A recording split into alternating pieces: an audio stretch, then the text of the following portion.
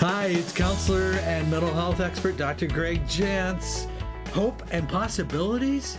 Hope and possibilities? Who are the real healthy ones? What do they look like? Who are they?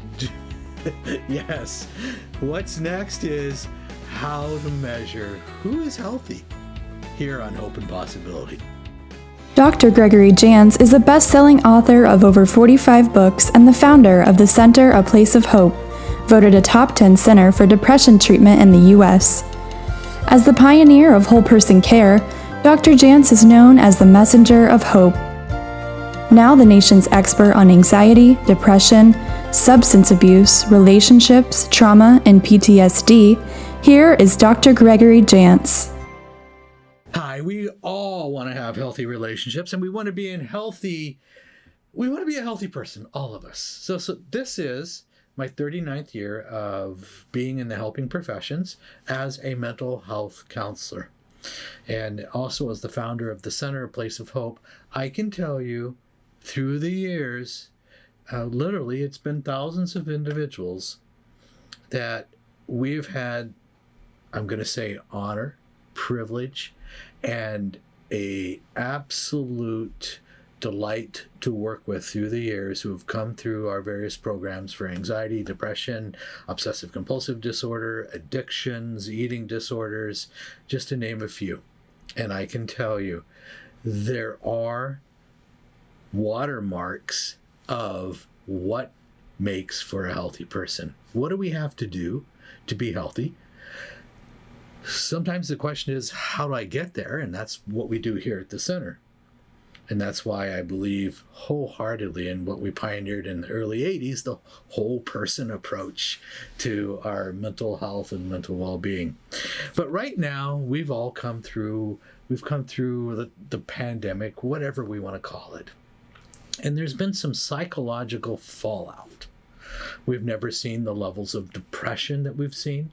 Addiction rates are at an all-time high.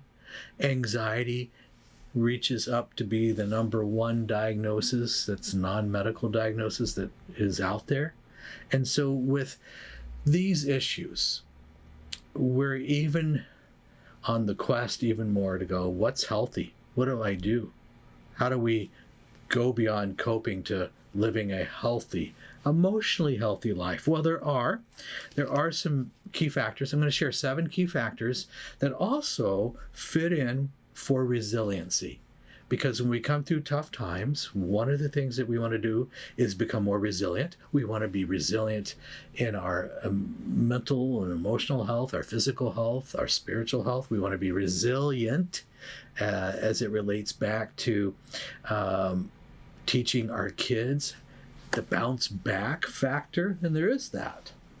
And for me, I have to have a foundation of faith in what I believe, and then everything else for me comes out of that. So these 7 factors are only my observations. There could be more, could be probably less maybe, of what equates to be those that develop, I'm going to call it the R factor of resiliency.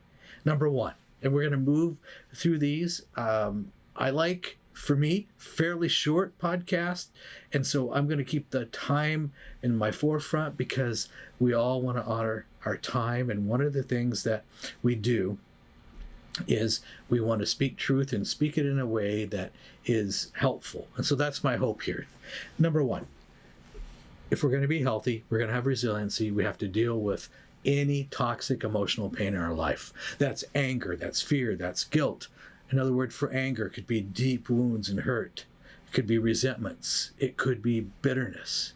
We must deal with those. The next one was fear.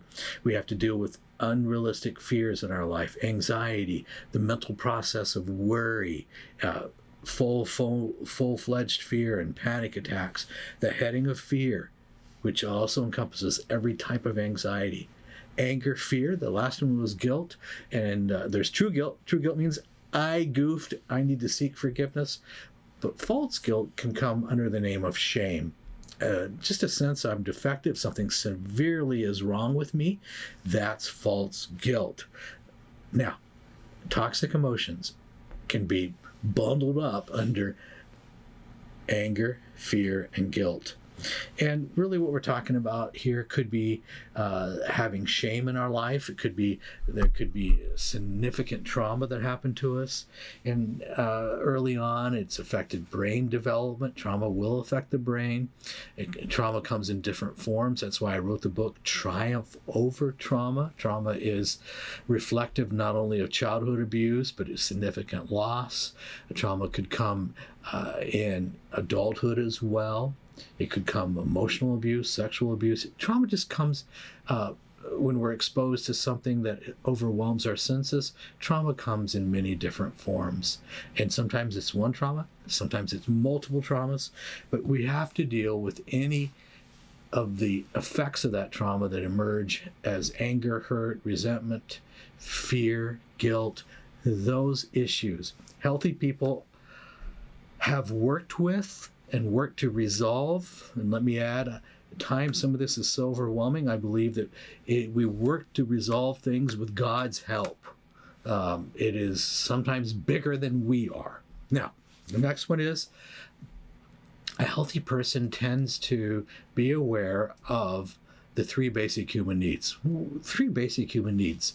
I pulled this from research from years ago, and what was being measured was what equates to, if these needs aren't met, to a predictor of potential future addiction and addictive behaviors. Number one, every human being has a need to feel understood.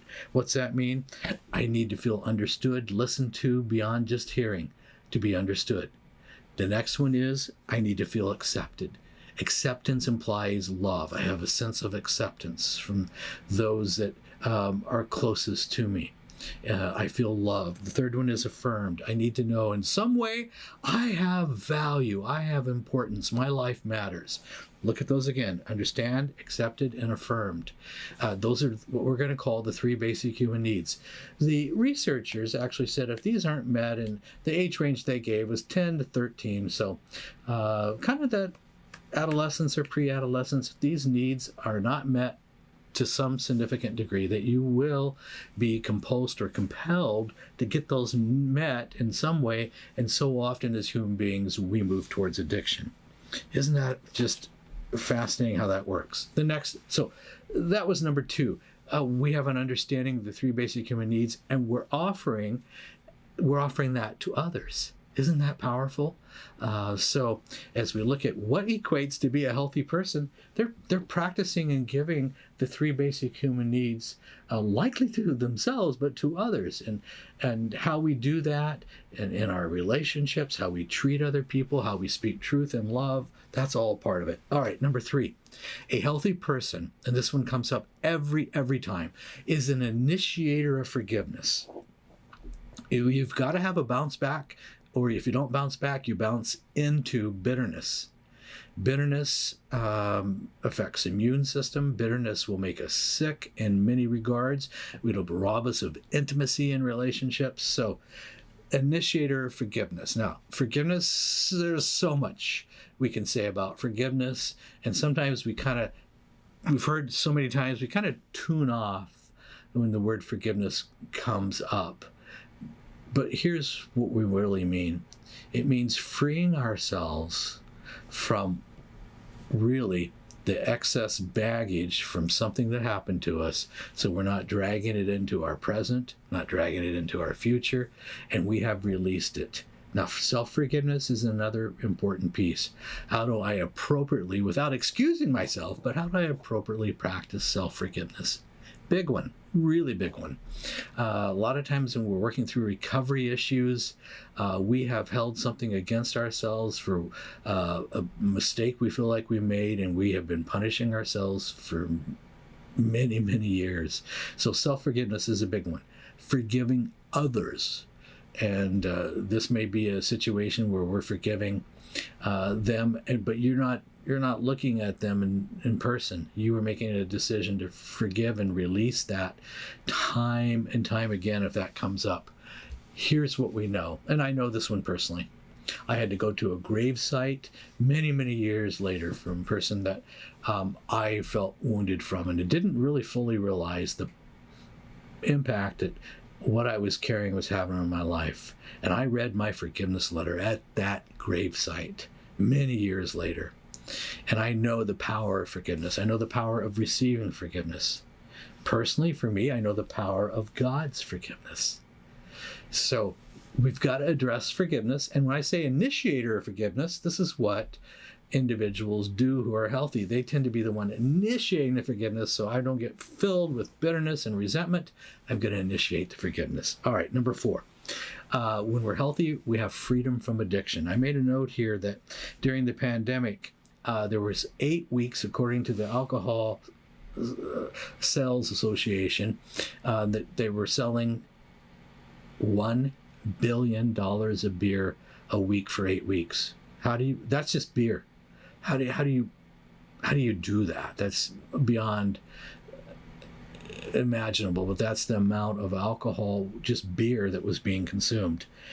So addiction robs us of intimacy. Addiction robs us of closeness with others. Addiction brings us only to ourselves, whatever the addiction may be. It could be food.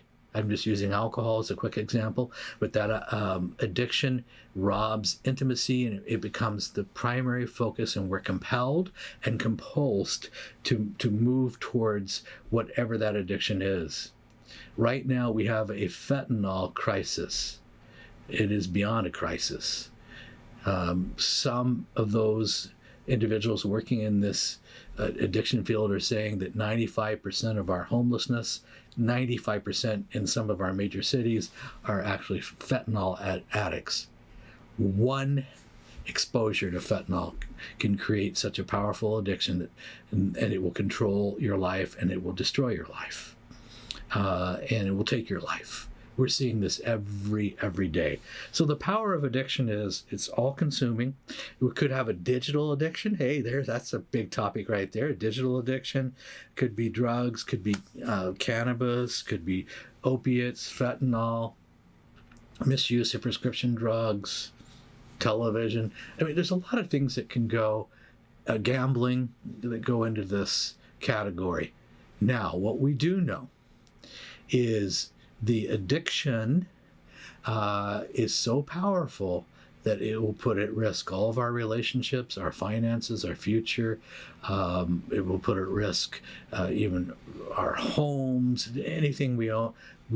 It will take such a stronghold, is the word I use, that it ends up controlling you, and it will take you down a path and a road that you really never thought you would go down, but that's what addiction does. It stops all personal growth. And so addiction, if we're healthy, and we're healthy in our relationships, and we have resiliency when tough times come, we have to be free of addiction. All right, that was number 4. Just a few more to share with you. Healthy people, number 5, they have what we're going to call emotion regulation versus extremes.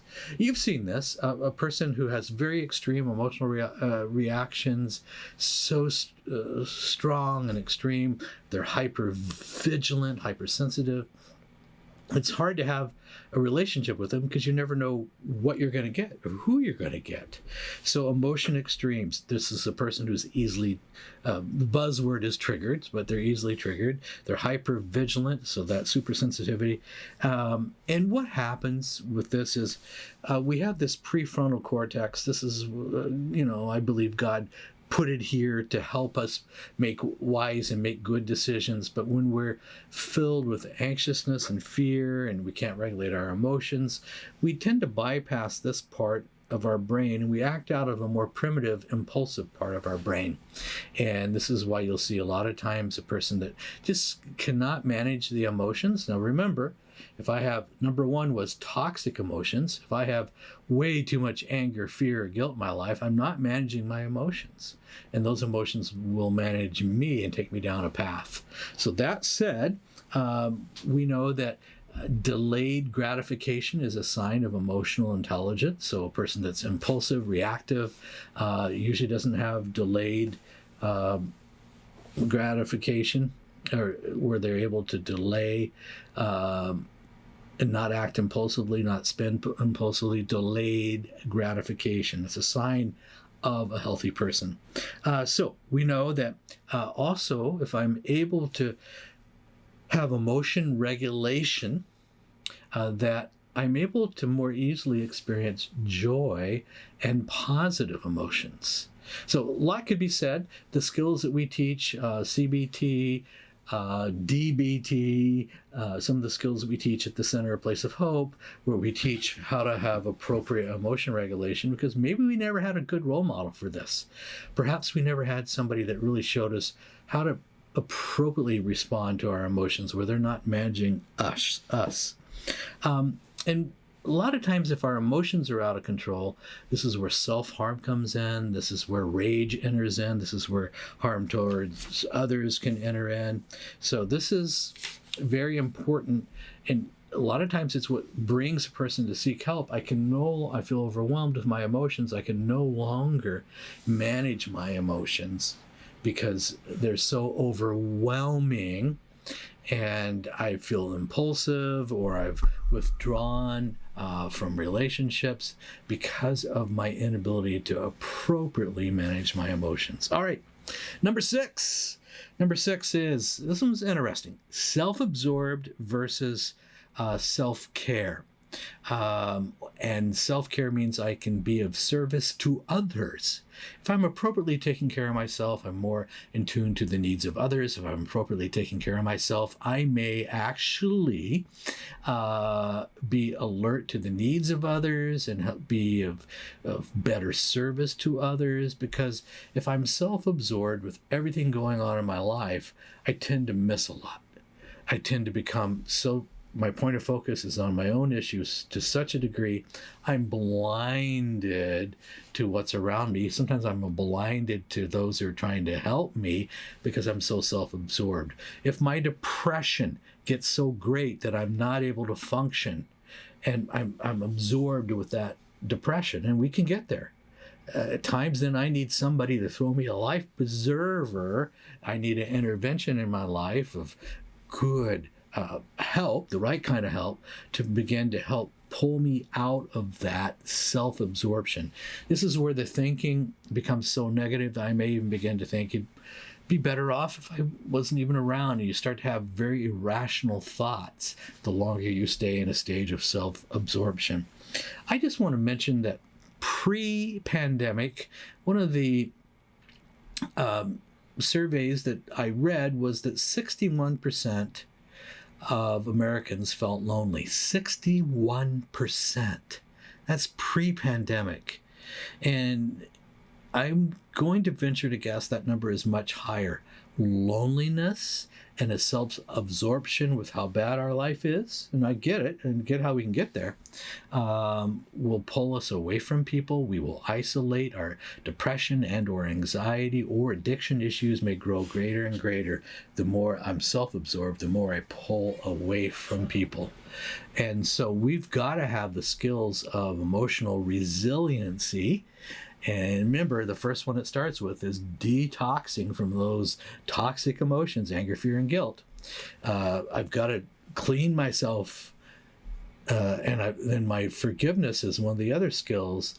Being an initiator of forgiveness helps keep me clean, and then I'm able to regulate my emotions.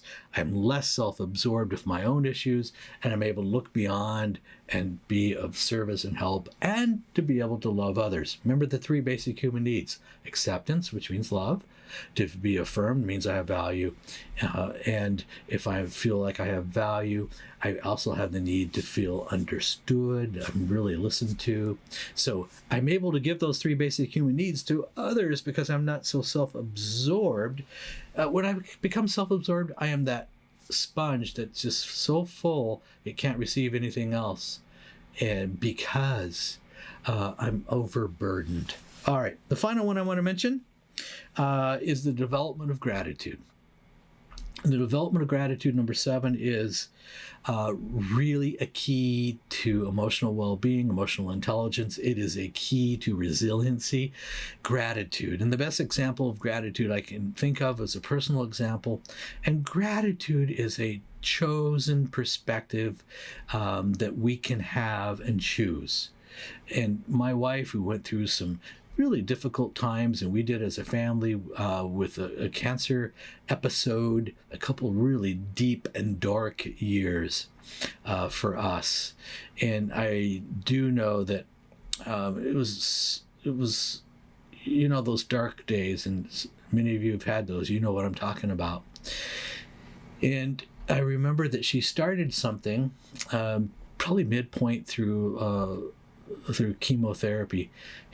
Every morning, I don't know how, but she would get up, sit in the same chair, and she had a journal, and she would be writing every morning. And it took me a while, but eventually I asked, and she says, well, I'm writing my gratitudes every day. I'm trying to always have at least 3. And you're going through chemo, you have no hair, you look frail, you are